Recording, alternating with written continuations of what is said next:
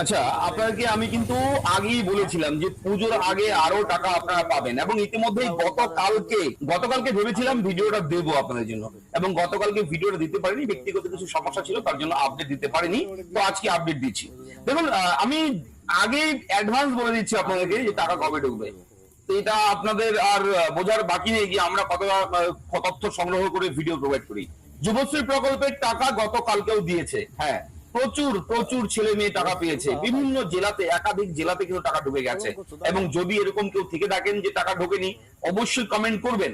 এবং এই যুবশ্রী প্রকল্পে তাহলে ক মাসের টাকা দেওয়া হলো টোটাল, এটা একটা বড় প্রশ্ন রয়েছে এই মুহূর্তে।